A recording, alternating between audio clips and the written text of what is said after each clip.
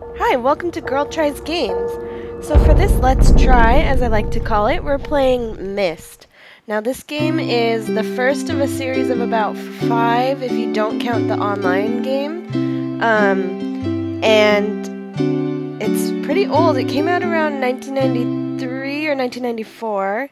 And it's been one of my favorite games since then. I played it as a child, and I love it. It's one of my favorite series. So this is Myst. And I'm playing Real Myst, which is an updated version where they made it more 3D, updated the textures, but the game is essentially the same.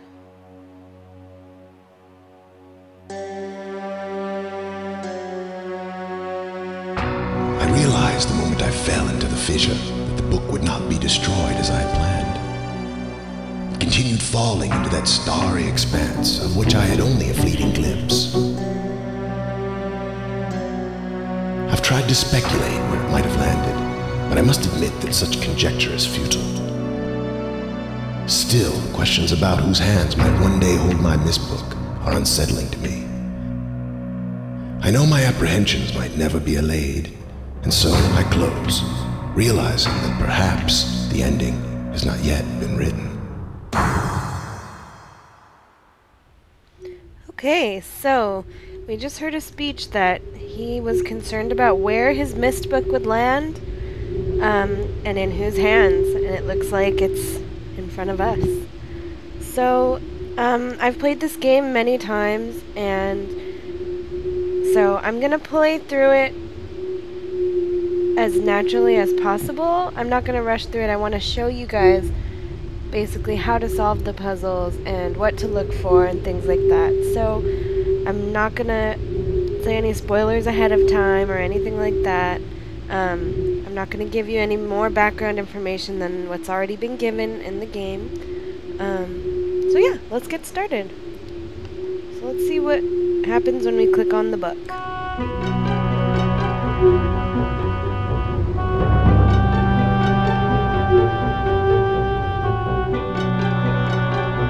There's a picture on the page that's moving. An ocean, perhaps? And an island.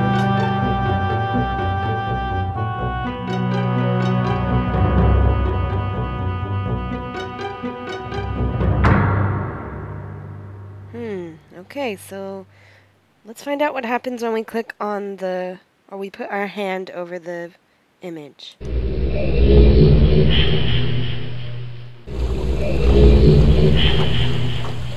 Alright, so that noise as a child really creeped me out. I don't know why, but it did. So it looks like the book sort of teleported us to the place where the image was, or to the place that the image represented. So we got placed on this wooden dock here. There's a sunken ship in the water next to us. There's a hill ahead of us with some stairs and gears, it looks like. Some stone buildings with some more stairs. There's a door to something, a metal door. Forest. Some bricks. Back to the ocean again. Okay, so let's explore the island. I think the best strategy for this game is to just explore everything first and then figure things out, because eventually things start piecing together. So here's something interesting. There's a little switch on top that you can move. Let's leave it in the up position. We saw it started in the down position, so let's move it to the up position. Okay, let's go up these stairs and see what's up at the top of the hill with the gears. Can't do much with them, but look, here's another one of those switches. Okay, let's put that one in the up position as well. Okay, so we're gonna just continue to explore this island because we don't know what we're doing here. We don't know what to do yet. So we're gonna see if we can find out. And there's a letter on the ground. Catherine, I've left you a message of utmost importance in our forechamber beside the dock. Enter the number of marker switches on this island into the imager to retrieve the message. Yours, Atris. Okay, so we don't know who those people are. He's mentioning a forechamber beside the dock, which could be that metal door we saw when we were standing there. And we don't know what marker switches are. So let's keep that in mind and continue to explore the island and see what we can find here. Okay, there's some buildings. Here's another one of those lever things. Let's leave that one in the off position. Let's see what's in this door. Okay, there's a dentist-like chair in a rotunda type room. There's a button on the wall that turns off the lights. And we can see stars on the ceiling twinkling away. Okay, so we don't know what to do with that chair yet either. Okay, what's in this building? Okay, it looks like some sort of library. There's some books on the shelves. There's a photograph of, or a painting or something that looks like the doorway. Looks kind of like that. Let's see.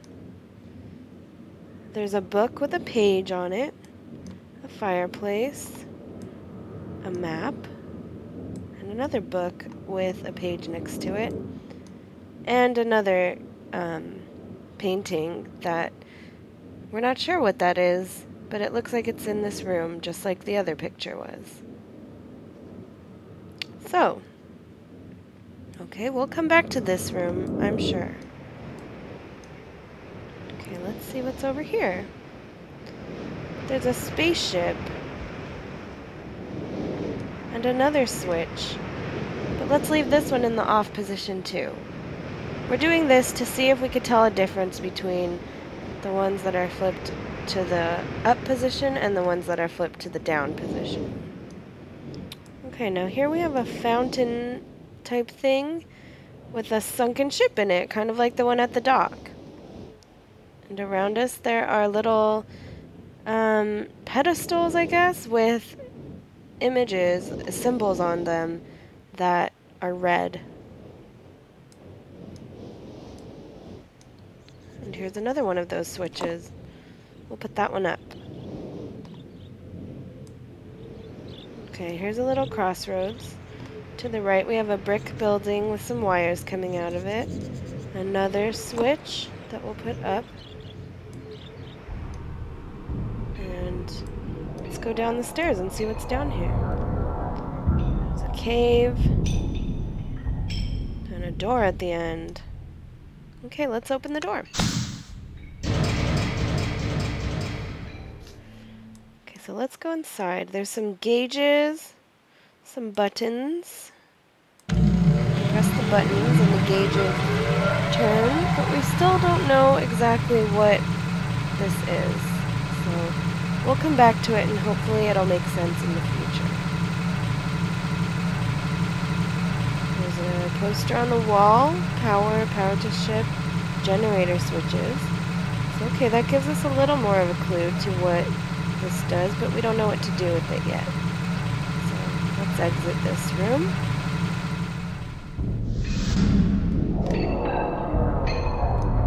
Oh, there goes a lag. Sorry about that.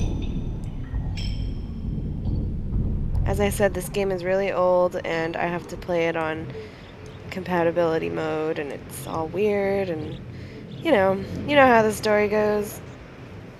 Okay, let's go off to the left now. Here's a little wooden cabin with another switch, but we'll put this one off. And what's inside? We have a picture of a tree.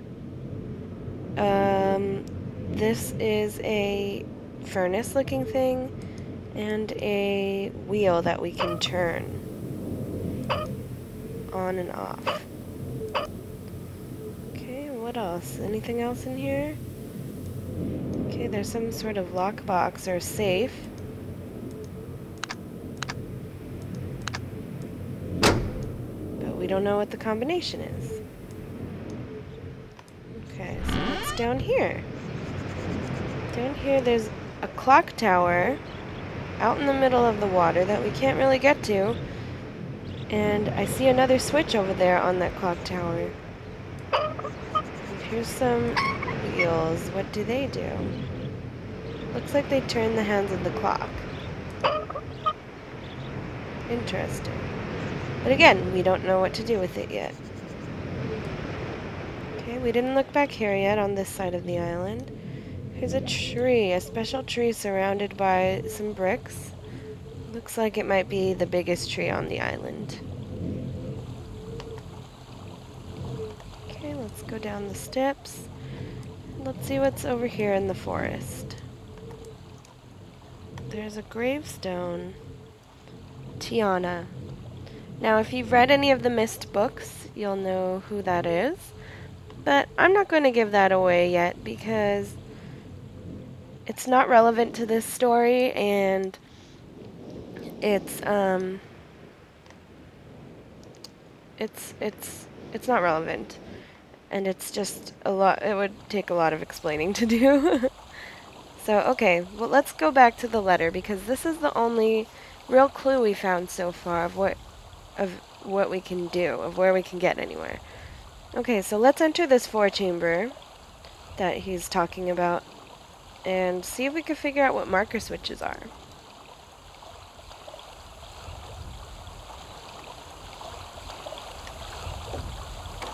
Okay, here's the four-chamber that we still haven't observed yet. Alright, let's go in. Sorry, these controls are going to take some getting used to.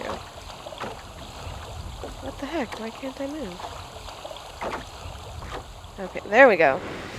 Alright, we're going down into this creepy chamber. And inside here we have, looks like a cauldron or a fountain of some sort with some water in it. There's a button we can press on the front of it, which gets rid of the water, so I guess it's fake water. It's not really water. Okay, the room seems essentially empty, except for this panel on the wall. Okay, it says settings for the dimensional imager, which we can deduce is the little cauldron thing behind us. Okay, so there's a topographical extrusion test, number 40, marker switch diagram, 47, and water turbulent pool, 67. So we can assume that the imager, the dimensional imager, is currently on water turbulent pool because that's what it was when we walked in. What we're really interested in right now is the marker switch diagram because in the letter it mentioned to enter the number of marker switches on the island, and we don't really know what the marker switch is yet. So if we look at a diagram, it might give us a hint as to what to look for. So let's open up this panel by pressing this tiny green button. Yep, so it's set at 67, the water turbulent pool, but now we want to set it to 47 so we can see a marker switch diagram. Okay, so we entered in our number. Now let's go see what this cauldron will show us.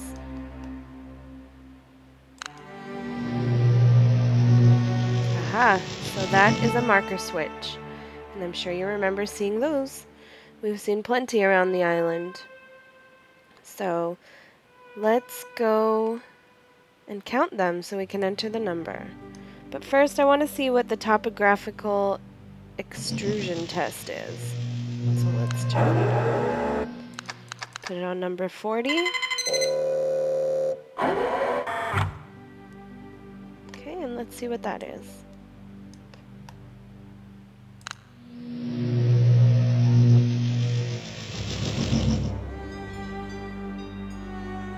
Okay, so it looks like the topography of the island, perhaps?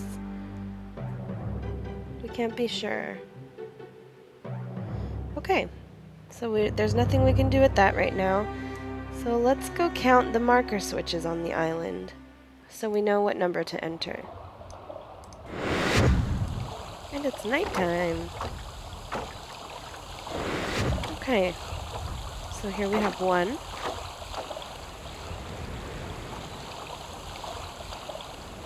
2.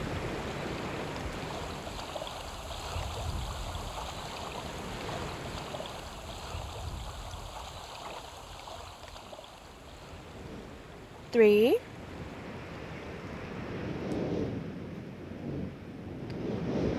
4, all the way down there by the spaceship.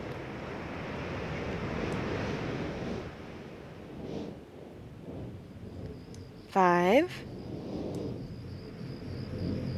6. 7 out there by the clock.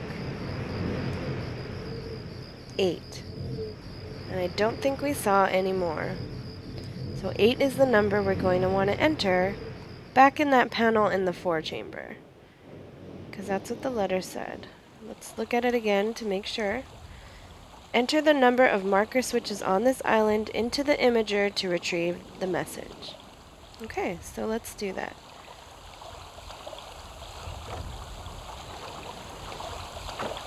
Oh, cool, you could just jump down.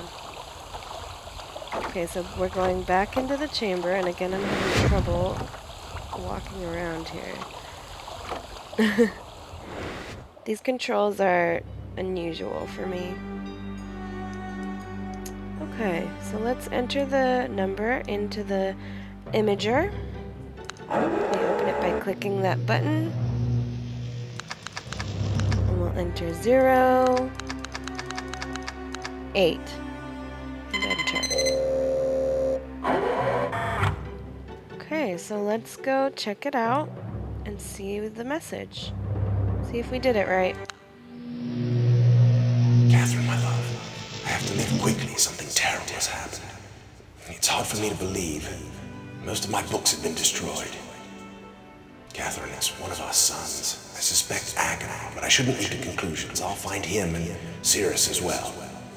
Oh, I should have known better than to have left my library unchecked for so long. Well, I've removed the remaining undamaged books from the library and placed them in their places of protection.